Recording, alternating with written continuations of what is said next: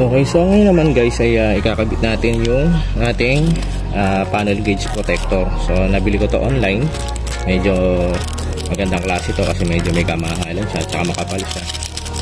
So ito yun. Yan. So clear siya. Dilaw lang siya para kita mo siya, yung shape niya. So ito natin siya didikit. Kasama ng panel gauge protector na yan ay meron siyang ganito. So alcohol pad to sa tela, kagaya nung pag nagpapalit kayo ng protector ng cellphone. So ganito lang din siya. So syempre punasan muna natin itong ating gauge, itong alcohol na kasama dito sa package. So ayan, ito siya, siyang alcohol swab para wala siyang mga dirt. Ayan, mga sulok. Then yung kasamang tela dun sa package, punasan nyo na din siya para matuyo.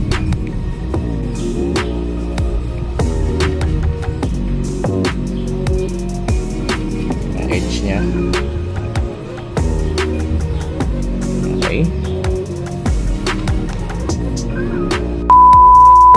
So ngayong sure na kayo na wala na siya mga alikabok dito and other contaminants, ay pwede nyo na idikit. So ito ay kaya may dalawang ganyan sticker ay para tanggalin nyo yung harap at saka likod. So ayan siya. Ito lang pag-apply, no?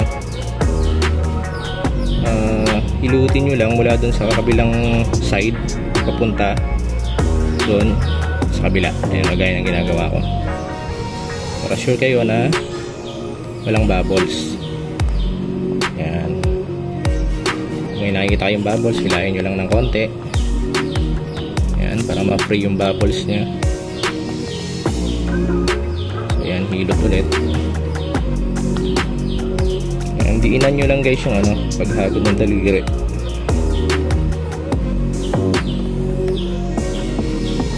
So ayan guys.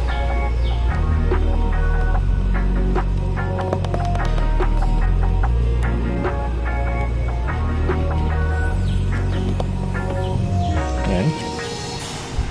So kung makikita nyo, maganda yung pagkakakabit natin. Walang bubbles kahit konti. Oh, ayan o. So ngayon ay protektado na yung ating panel gauge. So kahit na siya ay mabilad sa araw, ay hindi siya magka-crack or mag-fade. So ayan siya. So ngayon naman guys, ay kakabit natin yung aking nabiling smoke film dito sa ating signal lights. So yung binili ko is medyo mild lang yung pagka yung pinaka-tint niya, hindi siya sobrang dark. So para hindi siya black na black. So kakabit natin siya dito. So again, make sure lang na dust free. Then yan, simple lang naman to eh. May butas siya, so itatapat niya siya doon sa tornilyo. Okay.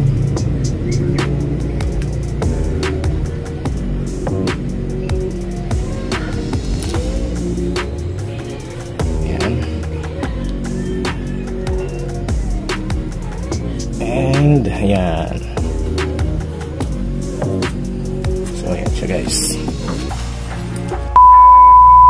So dito naman tayo sa signal light sa harap. So ganun din, make sure na wala siyang alikabok. Tapat nyo muna doon sa pinaka edge. Okay.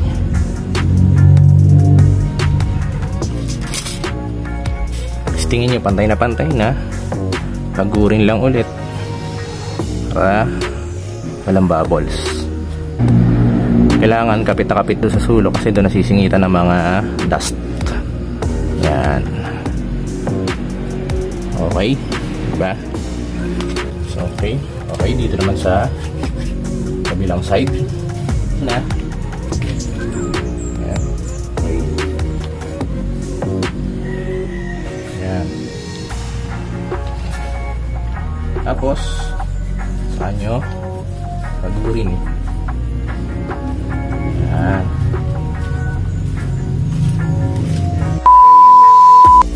So ayan guys, yung ating finished work. yung paglalagay natin ng smoked film dito sa ating signal lights ng ating Vespa. So ayan, na-achieve natin yung look na medyo nag-stand out. Kasi syempre yellow on white hindi masyado nagsi-stand out. So pag ganito, medyo mag-stand out siya. Ayan. Okay. So ito ay decal lang. Again, inuulit ko. Siya ay film. Madali lang siyang ikabit. Dali lang din siyang tanggalin pagka yung ayaw nyo na. So maganda yung napili natin kasi ano lang siya, medium smoke lang siya. Pagka kasi dark, halos hindi mo na to kita, para talaga siyang may takip. So mas okay to. At least kita mo pa yung mga LED niya sa loob, tsaka yung signal lights. So ayan o. Ayan.